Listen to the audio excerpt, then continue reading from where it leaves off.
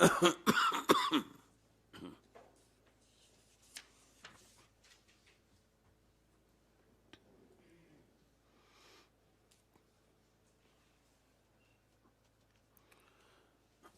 رفع العلم میں دوسری حدیث ہے،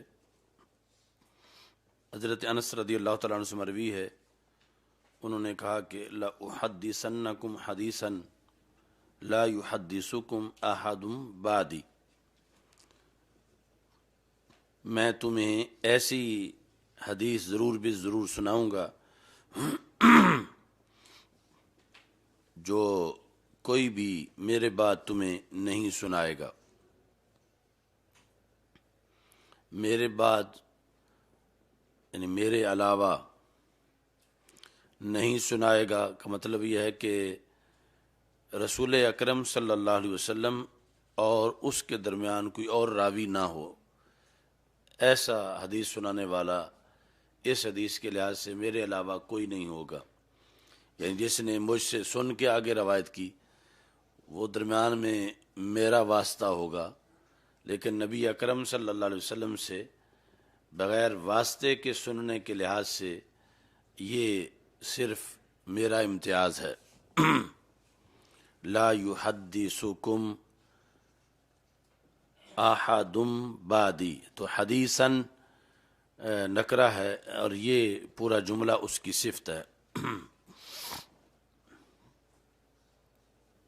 میں نے رسول اکرم صلی اللہ علیہ وسلم سے یہ سنا، یعنی رسول اکرم صلی اللہ علیہ وسلم کو یہ فرماتے ہوئے سنا، من اشراط الساعہ، قیامت کی علامات میں سے ایک یہ ہے، ان یقل العلم ویظہر الجہل، کہ علم گھٹ جائے گا، علم قلیل ہو جائے گا اور جہالت ظاہر ہو جائے گی، وَيَظْهَرَ الزِّنَا، اور زنا ظاہر ہو جائے گا، وَتَكْثُرَ النِّسَاءُ، اور عورتیں زیادہ ہو جائیں گی،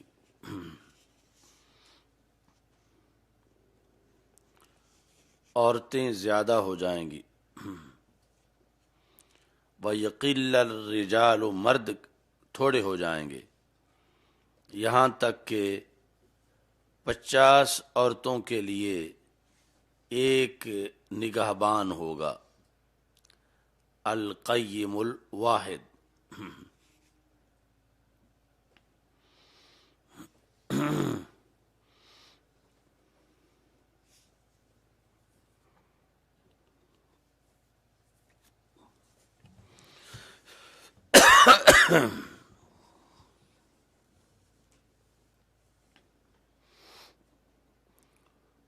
عورتیں زیادہ ہو جائیں گی کا مطلب یہ ہے کہ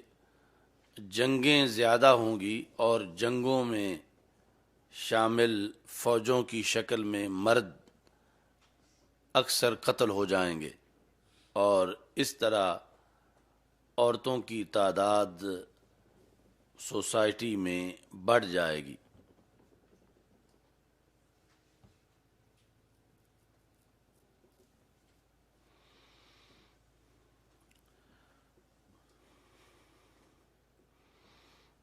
یعنی زیادہ ہونے سے یہ مطلب نہیں ہے کہ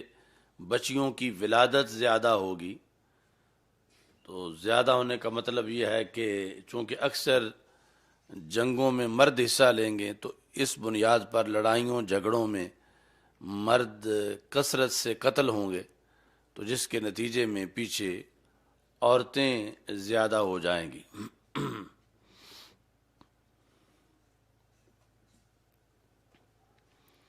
تو تکثر النساء کے بعد یقل الرجال، سوال پیدا ہوتا ہے کہ جب عورتیں زیادہ ہو جائیں گی تو ظاہر ہے کہ مرد خود بخود تھوڑے ہو جائیں گے، تو آگے یقل الرجال کہنے کی کیا ضرورت ہے؟ یعنی آٹومیٹکلی جس وقت پتہ چلے گا کہ عورتیں زیادہ ہو جائیں گی تو اس سے ہی پتہ چل جائے کہ مرد تھوڑے ہو جائیں گے، چونکہ مرد اگر تھوڑے نہ ہوں تو عورتیں زیادہ ہو ہی نہیں سکتی، تو عورتوں کا زیادہ ہونا ہی اس بات کی دلیل ہے کہ مرد تھوڑے ہو جائیں گے۔ تو رسول پاک صلی اللہ علیہ وسلم کے ایک ایک لفظ میں حکمت ہے، کہیں کوئی کمی یا اضافہ نہیں، تو یہاں اس کی حکمت کیا ہے پھر کہ وَيَقِلَّ الرِّجَالُ، جبکہ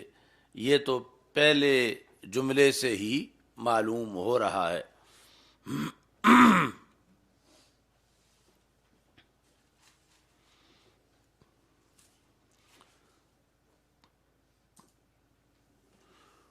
اس کا جواب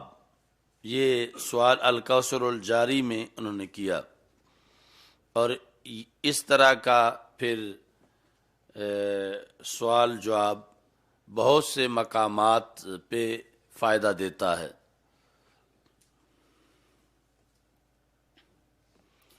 جواب کا خلاصہ ایک تمہید پر ہے کہ قلت اور کثرت ان کا استعمال دو طریقوں سے ہوتا ہے۔ قلت اور کثرت کا استعمال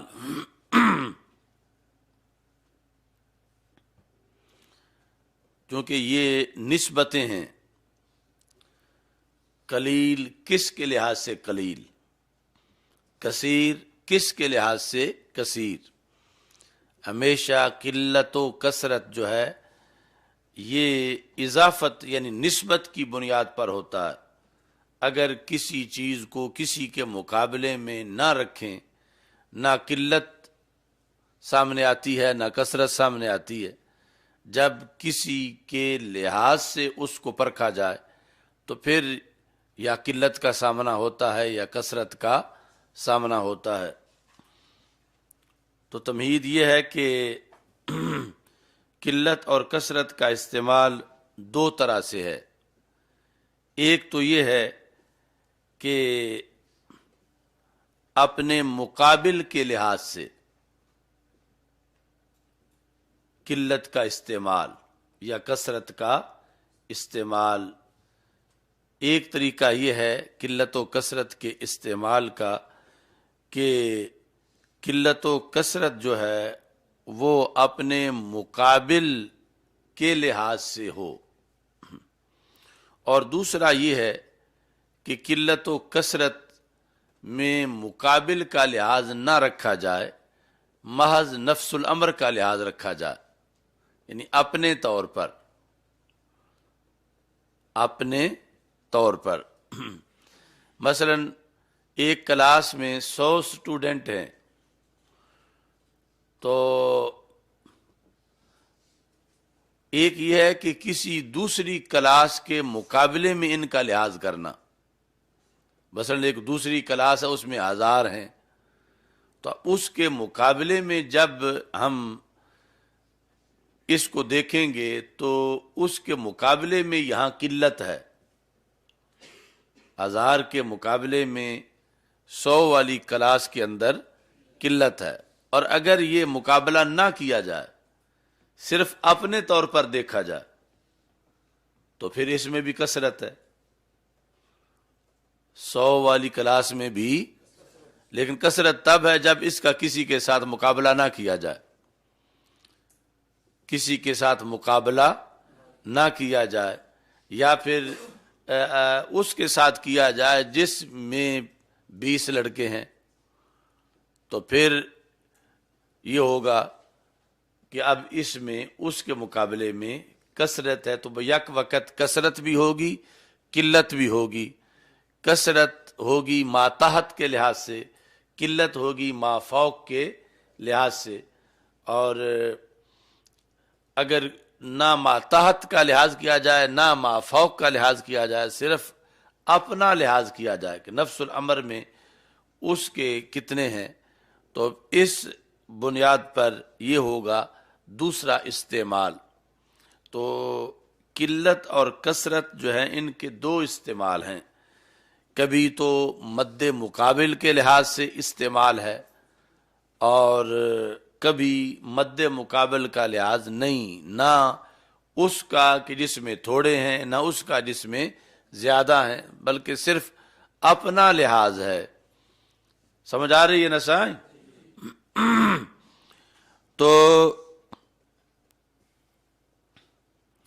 اب یہاں پر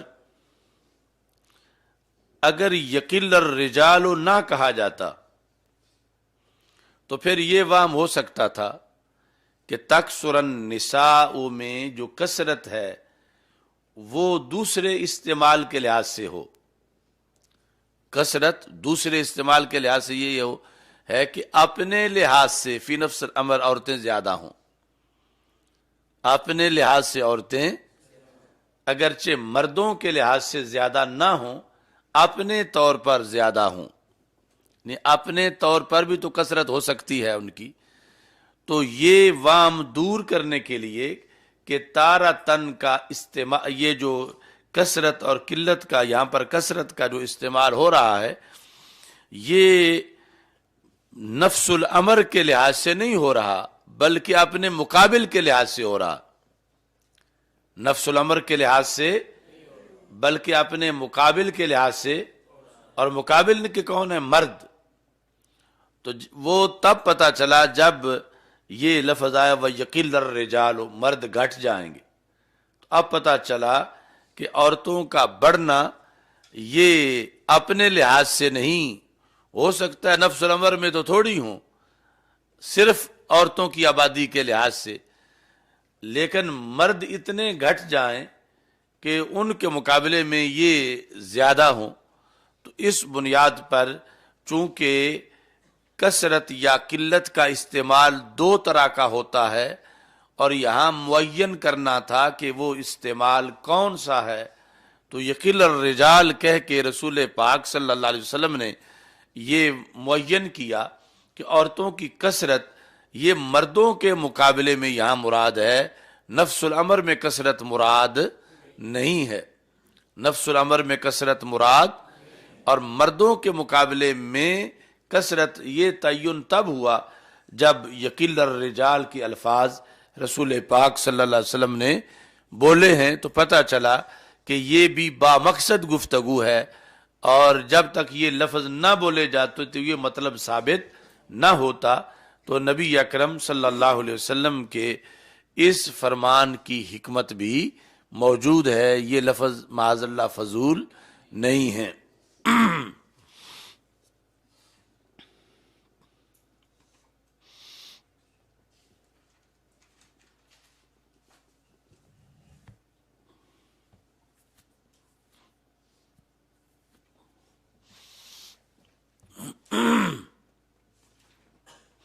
اب یہاں سے ہی آپ کو وہ سمجھ آئے گی یضل بہ کثیرا و یہدی بہ کثیرا، کہ قرآن مجید بہت سے لوگوں کو ہدایت دیتا ہے اور بہت سے لوگوں کو گمراہ کرتا ہے۔ تو اب سوال پیدا ہوتا ہے کہ جب ایک طرف کثرت ہو تو دوسری طرف یقیناً قلت ہوتی ہے، تو جب اکثر کو قرآن مجید نے مثال کے طور پر گمراہ کیا تو پھر ہدایت والے تو تھوڑے ہوں گے، تو پھر یوں ہونا چاہیے کہ یضل بہ کثیرا و یہدی بہ قلیلا، اور اگر جو ہے وہ ہدایت والے اکثر ہیں تو پھر یہدی بہ کثیرا و یضل بہ قلیلا ہونا چاہیے۔ تو یہاں دونوں ہی کثیرہ ہیں،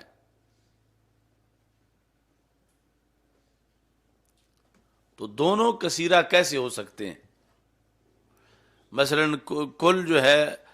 آبادی ہے انسانوں کی، مثال کے طور پر 50 ارب، تو اب یضل بہ کثیرہ کیا ہوگا کہ 30 ارب جو ہیں ان کو گمراہ کر دے، تو اب مقابلے میں 20 ارب، تو اب وہ قلیل ہیں۔ یا اگر ہدایت والے جو ہیں وہ 30 ارب ہیں تو پھر گمراہی والے جو ہیں وہ قلیل ہیں، تو دونوں ہی کثیر کیسے ہیں؟ کبھی غور کیا اس پر کہ دونوں ہی کثیر ہیں، اور اس طرح پڑھنا فرض ہے، یعنی بدل نہیں سکتے، کسی ایک کثیرہ کو بھی قلیلہ کے ساتھ بدلیں تو کفر ہو جائے۔ تو جب ویسے عقل کہہ رہی ہے کہ جب ایک طرف کثیرہ ہے تو مقابلے میں تو قلیل ہی ہوگا، کیونکہ دونوں کثیرہ تو ہو نہیں سکتے۔ مثال کے طور پر اگر 50 کروڑ انسانوں کی بات ہو رہی ہے تو اس میں ایک طرف جو ہیں وہ ہدایت والے اگر 30 کروڑ ہیں تو مقابلے والے تو پھر کثیر نہیں ہیں بلکہ کیا ہیں، قلیل ہیں۔ تو ایسی دوسری صورت میں بھی جبکہ قرآن مجید کہتا ہے دونوں طرف کہ یدل بھی کثیرا و یہدی بھی کثیرا، تو اس کے جواب میں بھی یہی قانون کار فرما ہے کہ قلت کثرت کے استعمال کے دو طریقے ہیں۔ قلت کثرت کے استعمال کے دو طریقے ہیں، ایک ہے قلت و کثرت کا کسی مقابل کے لحاظ سے استعمال، ایک ہے اپنے طور پر نفس الامر میں استعمال۔ تو جب کسی مقابل کے لحاظ سے کریں گے تو اب یقینی ایک طرف کثرت ہوگی دوسری طرف قلت ضرور ہوگی، ایک طرف قلت ہوگی تو دوسری طرف کثرت۔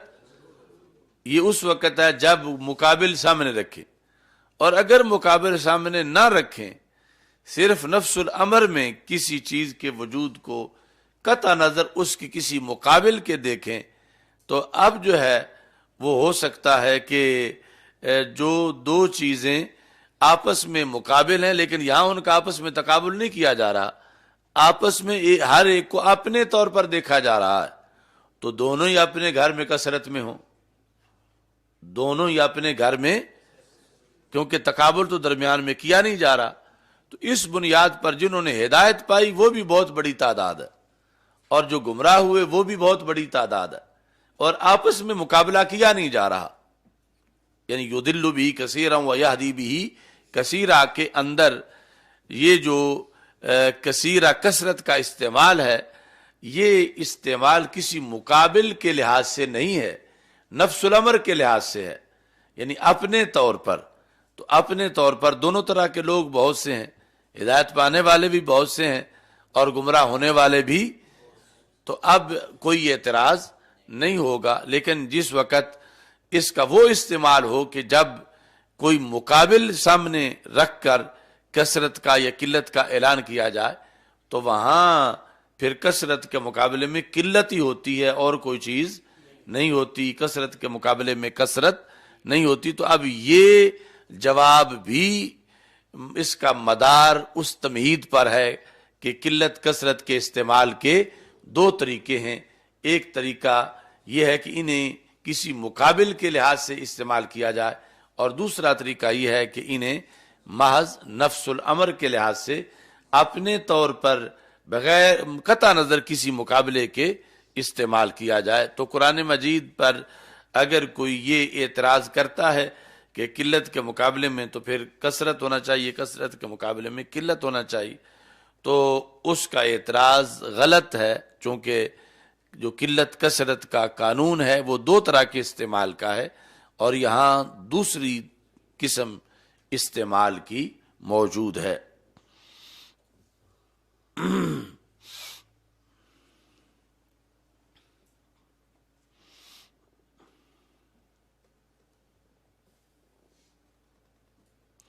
اب یہ ساری چیزیں اردو ترجمے میں سامنے نہیں آ سکتی، بس اس حدیث کا اردو ترجمہ بخاری شریف کی کسی شرح میں یا کہیں اردو ترجمہ اس حدیث کا لکھا ہوا ہو تو اس کی وجہ سے یہ روشنی میسر نہیں آ سکتی جو حقیقت میں حدیث کے الفاظ کے اندر جو ہے وہ روشنی موجود ہے۔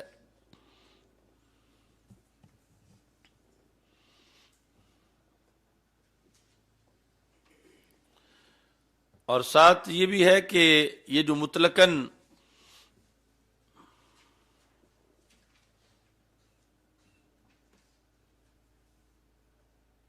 لفظ اکثر بولا جاتا ہے،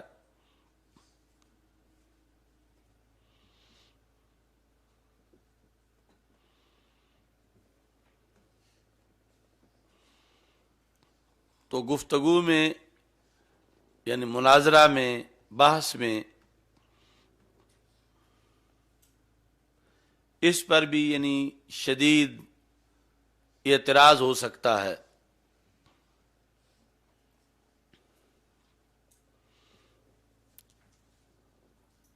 اور حقیقی استعمال کے لحاظ سے اس کا جواب دینا بڑا مشکل ہے، پھر مجاز کے لحاظ سے ہی اس کا جواب دیا جا سکتا ہے۔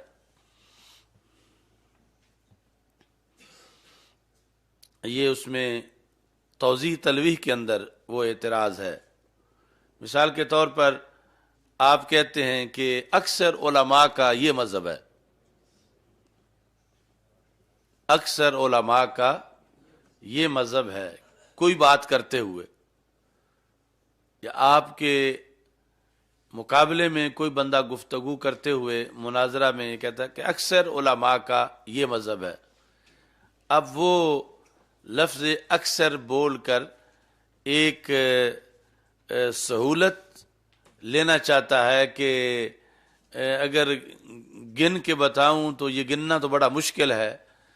تو لفظ اکثر کا سہارا لے کر میں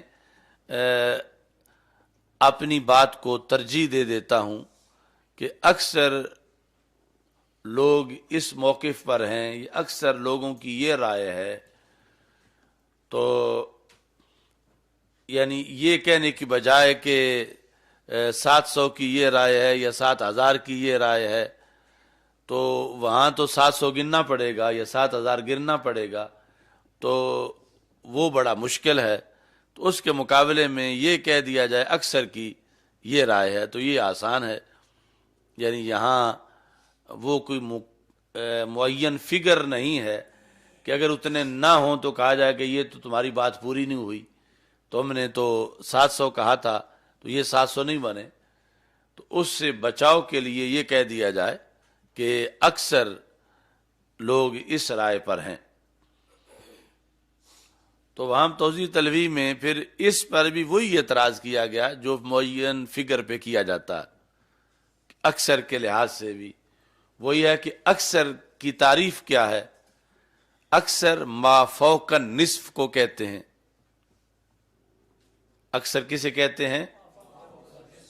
جو نصف سے زائد ہو۔ کسی شے کا اکثر وہ ہے جو اس کے نصف سے زائد ہو۔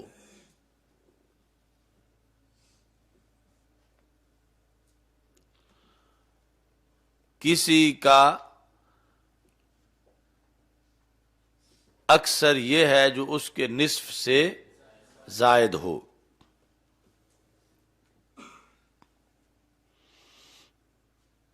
تو اب جس وقت وہ بندہ کہہ رہا ہے کہ اکثر علماء کا یہ مذہب ہے، تو اس سے پھر پوچھا جائے کہ وہ نصف کیا ہے، کیونکہ نصف کے بغیر تو اکثر کہا نہیں جا سکتا۔ نصف سے زائد کو اکثر کہا جائے گا، تو وہ نصف جو ہے وہ کیا ہے؟ تو نصف کا تعین بڑا مشکل ہوگا۔ نصف کا تعین بڑا، یعنی جس طرح وہ معین فگر کے لحاظ سے مشکلات ہیں، اس طرح نصف کے لحاظ سے بھی مشکلات ہیں کہ بولتے وقت ہزاروں بار دن میں آپ کہتے ہیں اکثر لوگ یہ کہہ رہے ہیں، تو ان سے آپ اس کا جو قائلین ہیں ان کا نصف تو بیان ہی نہیں کر سکتے کہ نصف جو ہے وہ 20 لاکھ ہے یا نصف 10,000 ہے یا نصف 500 ہے۔ تو اکثر تب کہہ سکتے ہیں جب پہلے نصف معلوم ہو، اور نصف معلوم سے پھر کچھ اوپر ہوں تو پھر اس کو اکثر کہیں گے، ورنہ اکثر نہیں کہیں گے۔ تو اس بنیاد پر یعنی وہاں پر ایک موضوع میں جب لفظ اکثر استعمال ہوا توضیح تلویح میں، تو انہوں نے کہا کہ اکثر بھی ایسے استعمال نہیں کر سکتے۔ تو یہ باریکی صرف انہی کتابوں کے اندر موجود ہے۔ اب یہ وہاں پر یا تو پھر مجاز کا رستہ اختیار کرنا پڑے گا، یا پھر اکثر بولنا بھی جھوٹ ہوگا کہ اکثر تو تب بولو کہ جب تمہیں اس کا نصف معلوم ہو، اور پھر نصف پر آگے اگر کثرت ہو تو پھر اس کو اکثر سے تعبیر کر سکتے ہیں، ورنہ اس کو اکثر سے تعبیر نہیں کر سکتے۔ اچھا جی، حتیٰ یہ دونوں کی غایت ہے، کثرت نساء کی بھی غایت ہے اور قلت رجال کی بھی غایت ہے۔ حتیٰ یکون لخمسین امراتن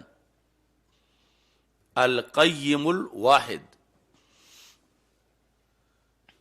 50 عورتوں، یہ لفظ امرا ہے، 50 بیویوں کا نہیں، 50 عورتوں کا ایک قیم ہوگا۔ قیم جو ان کا خرچہ اٹھانے والا ہے یا ان کی نگرانی کرنے والا ہے، دیکھ بھال کرنے والا ہے۔ تو مطلب یہ ہے کہ 4 تک تو اس کی بیویاں ہو سکتی ہیں، باقی کچھ اس کی بہنیں ہیں، کچھ خالائیں ہیں، کچھ پھوپھیاں ہیں، کچھ ان کی اولادوں میں سے ہیں، یعنی کوئی کسی لحاظ سے بے سہارا ہو گئی ہے، کوئی کسی لحاظ سے بے سہارا ہو گئی ہے، اور یہ اس اکیلے کی وجہ سے ان سب کی گزر اوقات ہو رہی ہے کہ یہ ان سب کا سہارا ہے۔ یہ نہیں کہ یہ ان 50 کا خامند ہے، یعنی شرعی طور پر جتنی کا خامند ہو سکتا ہے انہی کا ہے، لیکن باقی کسی اور رشتے کی بنیاد پر یہ ان کے لیے ایک آسرا ہے اور اس کے سہارے وہ زندگی بسر کر رہی ہیں۔ یعنی جو اصل جب قلت رجال کی نہیں تھی تو اس وقت ایک رجل 5 عورتوں کا قیم تھا یا 10 کا قیم تھا، لیکن اب قلت واقع ہو گئی ہے تو ایک رجل جو ہے وہ 50 عورتوں کے لیے قیم بن جائے گا۔ قیم یہ قام یقوم سے کہ پھر جس کی وجہ سے اوروں کے امور قائم ہوں اور جس کی وجہ سے اوروں کی زندگی گزر اوقات ہو سکے۔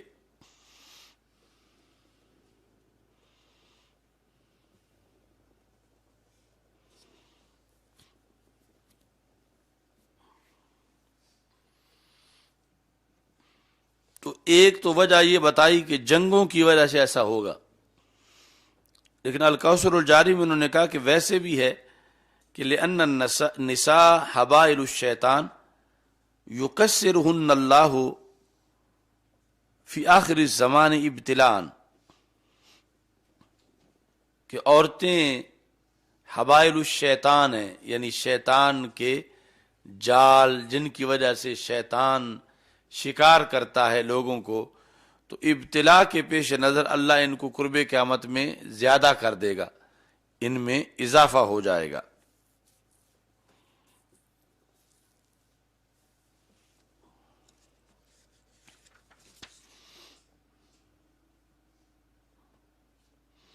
تو یہ پہلی وجہ راجح ہے، یعنی مختلف حادثوں میں ایکسیڈنٹ جو ہوں گے یا لڑائیوں جھگڑوں کے اندر مرد زیادہ مارے جائیں گے یا جنگوں میں، کیونکہ ویسے رزق حلال کے لیے گھر سے باہر کا سفر عورتوں کے مقابلے میں مرد زیادہ کرتے ہیں، تو پھر انہی اسفار کے دوران ایکسیڈنٹ وغیرہ حادثات میں مردوں کی کثرت چلی جاتی ہے، کیونکہ وہ باہر ہوں گے گاڑیوں میں یا سڑکوں پر، تو پھر یہ واقعہ رونما ہوگا۔ تو یہ چونکہ زیادہ کام کاج کی صورت میں نکلیں گے اور پھر ان کے حادثات زیادہ ہوں گے، پھر آگے یعنی باہر نکلیں گے تو اس پر مرتب ہوگی کوئی لڑائی، تو لڑائی میں بھی مرد جو ہیں وہ مارے جائیں گے، یا پھر کوئی جنگ ہو جائے گی تو اس میں بھی، تو اس طرح باقی بچتے بچتے جو ہیں وہ عورتیں پھر زیادہ رہ جائیں گی۔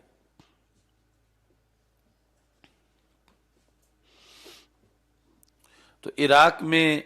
چونکہ عراق نے جب ہم وہاں پر تھے تو اس سے پہلے 2 بڑی جنگیں عراق لڑ چکا تھا، یعنی ایران عراق جنگ اور دوسری خلیج کی جنگ، تو کسی وقت بھی یعنی عراق کی کسی شاہراہ پر، کسی بازار میں، کسی جگہ کھڑے ہو کر اگر اس وقت بھی، اب تو مزید یعنی اس سلسلے میں ابتری آ چکی ہے، اس وقت بھی یعنی قلت تھی رجال کی، کہ آپ کسی بازار میں کھڑے ہو کر آپ دیکھیں تو آپ کو یعنی اس میں 90%، 80% عورتیں نظر آئیں گی اور بہت تھوڑے مرد نظر آئیں گے جو ان طویل جنگوں کی بنیاد پر کثرت سے جو لوگ شہید ہوئے تھے۔ تو اس طرح یعنی قلت واقع ہو چکی تھی اس وقت، اور ایسے ہی یعنی مجموعی طور پر جو ہے وہ جب مختلف ممالک کے اندر صورتحال کو دیکھا جائے۔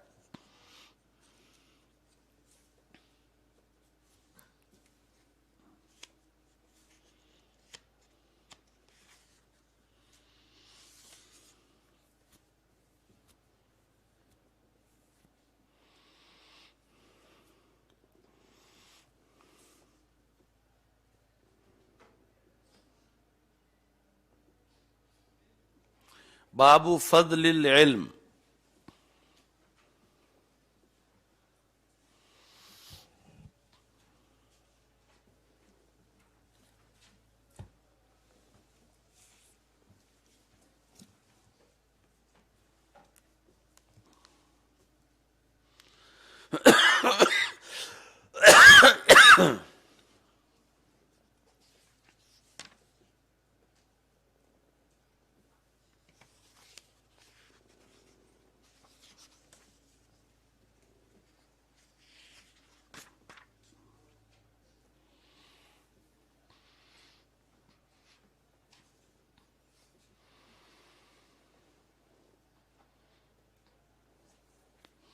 اب سوال پیدا ہوتا ہے کہ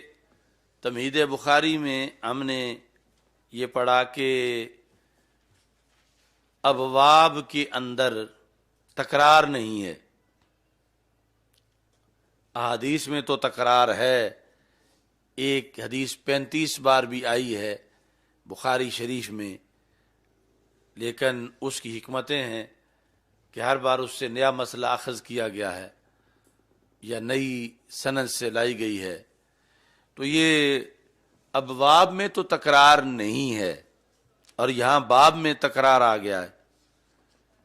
کیونکہ سب سے پہلے جہاں سے یہ کتاب العلم کا آغاز ہوا ہے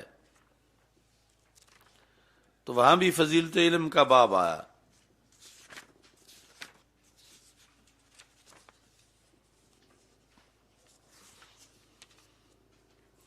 باب فضل العلم،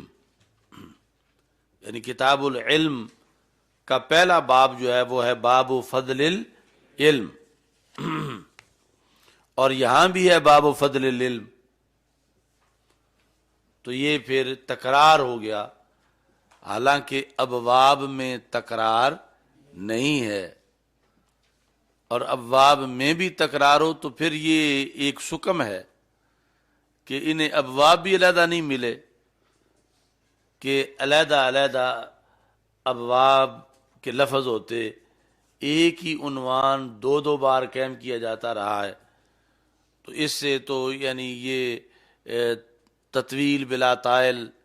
یا فصاحت کے یہ منافی ہوگا۔ تو اس کا یہ جواب ہے کہ یہاں پر فضل کا معنی اور ہے، اور آغاز میں فضل کا معنی اور ہے، وہ فضل بمعنی فضیلت ہے، اور یہ فضل بمعنی بقیہ ہے، بچی ہوئی چیز۔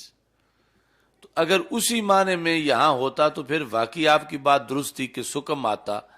کہ یہ تکرار ہے، پہلے بھی علم کی فضیلت بیان کی ہے، آپ پھر علم کی فضیلت بیان کرنا شروع کر دی ہے۔ یعنی بخاری جیسی حساس کتاب میں کہ جہاں پر تکرار نہیں اور ایک ایک لفظ کا بڑا وزن ہے، تو یہاں تو باب دو دو بار بیان کیے جا رہے ہیں، تو یہ جواب آیا کہ یہ وہی باب نہیں ہے، وہاں پر فضل بمعنی فضیلت ہے، اور یہاں پر فضل بمعنی فضیلت نہیں ہے، بلکہ کسی چیز کا بچا ہوا حصہ، کسی چیز کا متبقع، کسی چیز سے بچ جانے والا اس کا تبرک، یہ یہاں پر مراد ہے، تو لہذا تکرار نہیں ہے۔ حضرت عبداللہ بن عمر رضی اللہ تعالیٰ عنہ کہتے ہیں کہ میں نے رسول اکرم صلی اللہ علیہ وسلم سے سنا، اس دوران کہ میں سویا ہوا تھا، میرے پاس ایک پیالہ لایا گیا جو لبن، دودھ کا پیالہ تھا، فشرب، تو میں نے اس سے پیا، اس پیالے سے، حتی انی لأری یخرج فی اظفاری، یہاں تک کہ میں نے ریہ، سیرابی کو دیکھا، یعنی دودھ سے سیرابی کو دیکھا کہ وہ میرے ناخنوں سے ظاہر ہو رہی ہے، اتنا میں سیراب ہوا کہ ناخنوں سے پتہ چلنے لگا کہ ایک چیز کثرت کے ساتھ پی گئی ہے۔ ثم آتیت فضلی، پھر میں نے اپنا بچا ہوا، یہ ہے فضل کا یہاں معنی، ثم آتیت فضلی، پھر میں نے اپنا بچا ہوا حضرت عمر بن خطاب رضی اللہ تعالیٰ عنہ کو پلایا۔ قالوا، صحابہ نے پوچھا، فما اولتہ یا رسول اللہ صلی اللہ علیہ وسلم، آپ نے اس کی کیا تعویل کی، یعنی وہ کیا چیز تھی کہ جو آپ نے پہلے خود اس کو نوش کیا اور باقی حضرت عمر رضی اللہ تعالیٰ عنہ کو دیا، وہ کیا تھا، دودھ سے مراد کیا ہے؟ قال العلم، تو رسول اکرم صلی اللہ علیہ وسلم نے فرمایا کہ مراد اس سے علم ہے۔ تو یہ ہے کہ بچا ہوا علم، باب اس بارے میں ہے کہ جو رسول اکرم صلی اللہ علیہ وسلم کا بچا ہوا علم تھا وہ آپ نے حضرت عمر رضی اللہ تعالیٰ عنہ کو عطا فرما دیا۔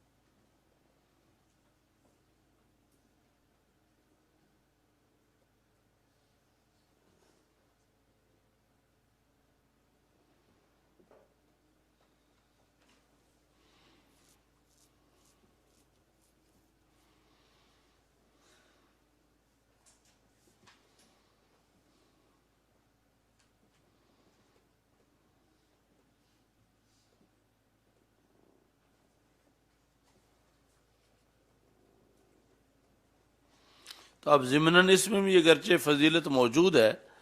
لیکن تکرار جو ہے وہ تب ہوتا کہ جب ہو بہو اسی طرح اسی مفہوم کی ساری بات ہوتی۔ چلو سائیں، الحمدللہ رب العالمین والعاقبۃ للمتقین والصلاۃ والسلام، استغفر اللہ لا الہ الا اللہ وحدہ لا شریک لہ لہ الملک وله الملک۔